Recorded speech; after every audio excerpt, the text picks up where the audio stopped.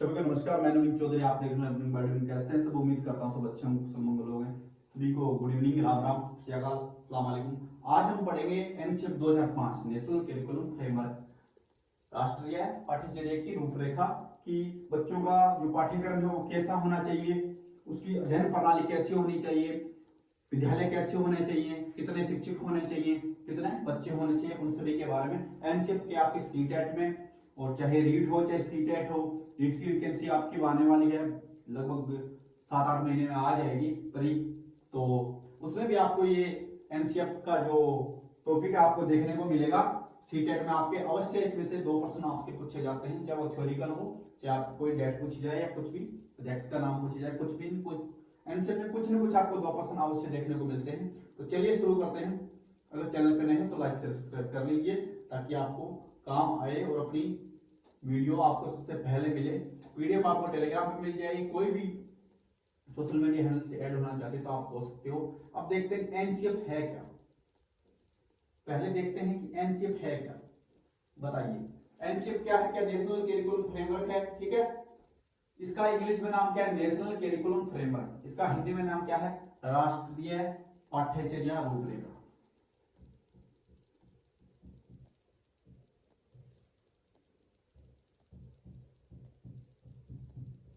राष्ट्रीय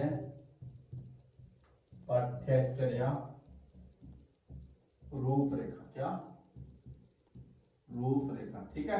इसका हिंदी में ये क्या नाम है?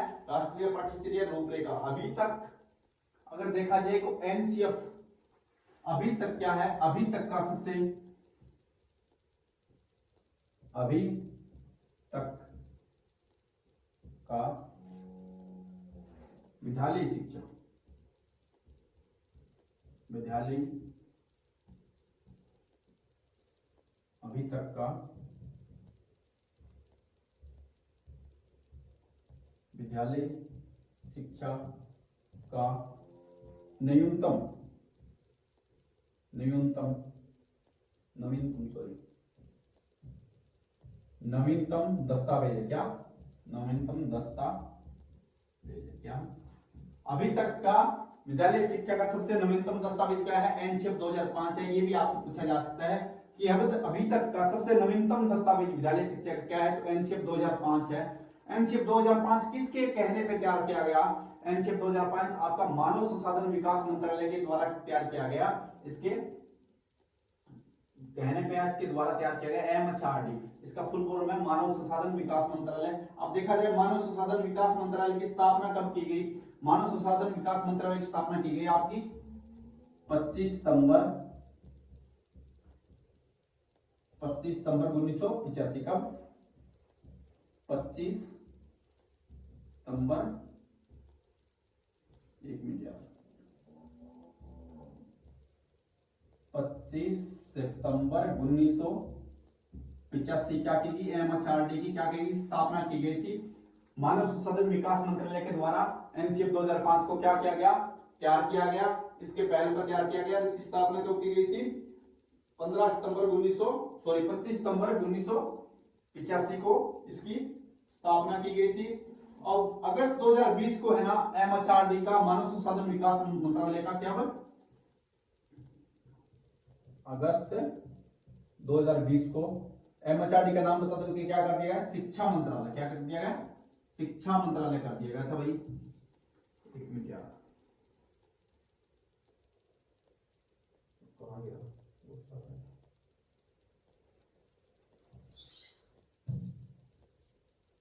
अगस्त 2020 को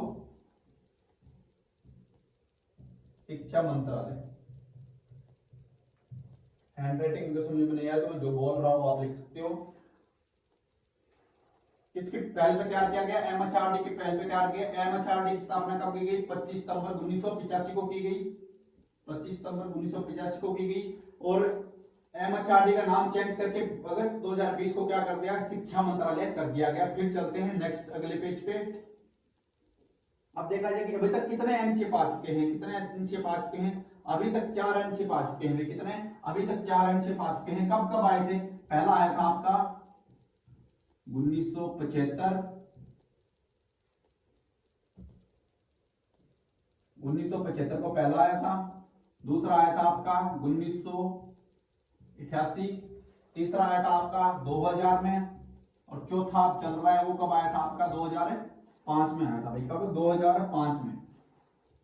2005 में जो आपका अब एनसीएफ चल रहा है, एनसीएफ 2005, उसी को हम पढ़ रहे हैं। तो पहला आया था 1975, दूसरा आया था 1988, तीसरा आया था 2000 में, और तीसरा आया था 2000 में, चौथा आया आपका 2005 में। ठीक है, अब देखा जाए कि भाई इनकी सोच क्या थी, इन तीनों को किस सोच के आधार पर बना गया था? इनकी सोच थी व्यवहारवादी। क्या? व्यवहारवादी। व्यवहारवादी। क्या? इनकी व्यवहारवादी सोच थी। और एनसीएफ 2005 आया है आपका, उसकी सोच क्या है? इसकी सोच आपका रचनावादी। रचनावादी। रचनावादी क्या है? इसकी सोच क्या है? रचनावादी, संरचनावादी, जो भी। ठीक है, ये व्यवहारवादी रचनावादी सोच कहां से ली गई थी? रचनावादी की सोच ली गई थी आपकी जॉन डीवी से। इससे जॉन डीवी की जो विचारधारा थी वो क्या थी? रचनावादी थी। इन तीनों की विचारधारा थी वो व्यवहारवादी थी। 2005 वाले की जो विचारधारा थी वो क्या थी? रचनावादी या संरचनावादी। ठीक है, वो कहां से ली गई थी? जॉन डीवी से ली गई थी। जॉन डीवी की विचारधारा क्या थी? रचनावादी थी, संरचनावादी थी। इसी वजह से क्या कहा था? जॉन डीवी द्वारा। एनसीएफ 2005 की नोडल एजेंसी क्या है? एनसीएफ 2005 की नोडल एजेंसी क्या है बताइए भाई। एनसीएफ 2005 की जो नोडल एजेंसी है वो क्या है? एनसीईआरटी है। क्या है? एनसीईआरटी। 2005 की नोडल एजेंसी है वो आप क्या है भाई? एनसीईआरटी। एनसीईआरटी की स्थापना कब की गई? एनसीईआरटी की स्थापना की गई थी आपकी अगस्त 1961। कब? अगस्त 1961। अगस्त 1961 एनसीईआरटी की स्थापना की। एनसीएफ 2005 को आधार प्रदान किसने किया? एनसीएफ 2005 को आधार प्रदान एनसीईआरटी ने किया था। किसने किया था? एनसीईआरटी ने किया था। और जो आपकी शिक्षा नीति है 1986 उसने किया था। तो ये क्या है? आपके कुछ इंपॉर्टेंट टॉपिक थे, आप जिनको लिख लीजिए। मैं बोल रहा हूँ वो अगर आप दोबारा देखना चाहो तो दोबारा भी देख सकते हो वीडियो को। अब चलते हैं कि एनसीएफ 2005 जब बनाया गया था उसमें समिति बनाई गई। एक तो यशपाल समिति थी, एक आपकी क्या थी? एनसीई थी। क्या? एनसीई, राष्ट्रीय संचालन समिति 2005। ठीक है, एक थी आपकी यशपाल समिति। यशपाल समिति कब बनाई गई थी? 1992 को बनाई गई थी। कब? 1992 को बनाई गई थी यशपाल समिति। कब? 1992 को बनाई गई थी। 1992 में बनाई थी। अगर आपसे पूछ ले कि यशपाल समिति ने अपनी रिपोर्ट कब प्रस्तुत की, तो उन्होंने क्या की थी? 15 जुलाई 1993 को की थी। तो रिपोर्ट तो प्रस्तुत की थी 1993 में, जबकि समिति का गठन कब किया गया था? समिति का गठन किया गया था 1992 में। इसका पूछ ले आपको अध्यक्ष कौन था, तो डॉक्टर यशपाल थे। कौन थे? अध्यक्ष थे इनके डॉक्टर यशपाल। ठीक है, इसमें सदस्य पूछ ले आपको, कुल सदस्य कितने थे? 8 थे। एक कौन थे? ये अध्यक्ष थे। ठीक है, अध्यक्ष थे। और सदस्य पूछ ले तो 7, और कुल सदस्य थे आपके 8, जिसमें एक अध्यक्ष को भी शामिल किया गया है। और रिपोर्ट प्रस्तुत की 1993 में। इसका आदर्श वाक्य क्या था? इसने किस पे बहुत ज्यादा क्या किया था? फोकस किया था कि शिक्षा बिना बोझ के, कि बच्चे के बस्ते से ज्यादा, बच्चे के वजन से ज्यादा क्या है? बच्चों का बस्ता है। तो पाठ्यक्रम थोड़ा होना चाहिए, बच्चों के क्लास के अनुसार होना चाहिए, बच्चों के अनुसार सिस्टम में परिवर्तन किया जाए, कि ना कि सिस्टम के अनुसार बच्चों में परिवर्तन किया जाए। तो क्या था? शिक्षा बिना बोझ के 4 किलो से बस्ता कम होना चाहिए। कितना? 4 किलोग्राम से बस्ता का वजन कम होना चाहिए भाई। कितना?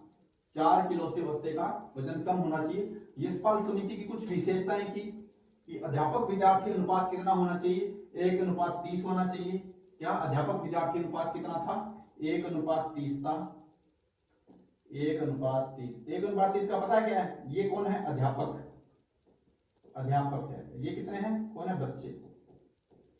कि 30 बच्चे हो एक क्लास में, उस पे एक टीचर होना चाहिए। अगर आपके 90 बच्चे हैं स्कूल में, कितने? 90 बच्चे हैं, तो उसमें से कितने अध्यापक होने चाहिए? उनपे 3 अध्यापक होने चाहिए, कि 30 बच्चों पे एक अध्यापक होना चाहिए। ठीक है, प्रारंभिक कक्षाओं में बालक के बस्ते का वजन 4 किलो से अधिक ना हो। प्रारंभिक कक्षा में मतलब 1 से 5 तक, 1 से 5 तक, 1 से 5 तक की कक्षा में जो बच्चे हैं उनके बस्ते का वजन कितना होना चाहिए? 4 किलो से अधिक नहीं होना चाहिए। गणित विषय का ज्ञान बालक को देना होगा। इस पे जोर दिया गया था, गणित विषय का ज्ञान बच्चे को दें। पुस्तकीय ज्ञान को विद्यालय के बाहरी ज्ञान के साथ क्या क्या है जोड़ा जाए। पुस्तकीय ज्ञान को बाहरी ज्ञान के मतलब अपना जो एक होता है पाठ्यक्रम, उसके साथ आप क्या करके तालमेल बिठा के विद्यालय के बाहर के रियल लाइफ से भी कनेक्ट किया जाए। बच्चों को उसकी वास्तविक जिंदगी के बारे में उसे बताया जाए, उसके बारे में उसके सिलेबस में उसका कुछ होना चाहिए ताकि उसको रियल लाइफ में भी वो आगे काम आ सके। ऐसा नहीं है कि सिर्फ स्कूल का ज्ञान सिर्फ स्कूल तक काम आएगा, ऐसा इन्होंने क्या कहा था, इस पे बल दिया था। ठीक है, फिर चलते हैं नेक्स्ट, राष्ट्रीय संचालन समिति। क्या राष्ट्रीय संचालन समिति, इसका गठन कब हुआ था? 2005 में हुआ था। कुल कितने सदस्य थे? 35 सदस्य थे। और वैसा देखा जाए तो 38 सदस्य। 3 सदस्य किस लिए थे? 3 सदस्य किस लिए थे? 3 सदस्य थे इस पे निगरानी रखने के लिए। क्या? निगरानी रखने के लिए। तो टोटल सदस्य कितने माने जाते हैं? 38 सदस्य माने जाते हैं। इसके अध्यक्ष भी कौन थे? डॉक्टर यशपाल। रिपोर्ट का शीर्षक क्या था? बच्चों के लिए बस्ते के बोझ को कहीं अधिक बोझ न समझ पाने का है। कि बच्चे में जो बस्ते का बोझ है उससे अधिक बोझ किस चीज का है कि वो उस पाठ्यक्रम को समझ नहीं पा रहे हैं। पाठ्यक्रम बच्चों के अनुकूल नहीं बना गया है, उनकी कक्षा के अनुकूल नहीं बना गया है। तो पाठ्यक्रम को क्या किया जाए? लचीला किया जाना चाहिए। पाठ्य पुस्तक क्या होनी चाहिए? आकर्षक होनी चाहिए। बच्चे का पढ़ाई में मन लगे, बच्चे उस चीज को समझ सके। जैसे जैसे उसके मस्तिष्क का विकास होता है, जैसे जैसे उसकी सोचन क्षमता का विकास होता है, वैसे वैसे क्लास बढ़ती जाती है। तो उसके अनुसार सिलेबस इजी से हार्ड की तरफ जाना चाहिए। ऐसे नहीं कि बच्चे को पहले ही ऐसा सिलेबस दे दिया जाए, ऐसा पाठ्यक्रम दे दिया जाए जिसके उससे क्या हो जाए, उसको पढ़ाई से नफरत हो जाए कि नहीं यार ये तो बहुत हार्ड है, मेरे समझ में नहीं आने का। तो क्या है, बच्चों के बस्ते के बोझ से अधिक बोझ कहीं न समझ पाने का है। ठीक है, तो ये थी आज अपनी क्लास एनसीएफ की। आपके 2 प्रश्न पूछे जाएंगे, एनसीएफ से भी 1-2 प्रश्न अवश्य देखने को मिलेगा। बाकी का जो टॉपिक एनसीएफ का वो पढ़ेंगे कल की क्लास में। अगर वीडियो अच्छी लगी तो लाइक शेयर सब्सक्राइब कर दीजिए। मिलते हैं नेक्स्ट वीडियो में। जय श्री राम।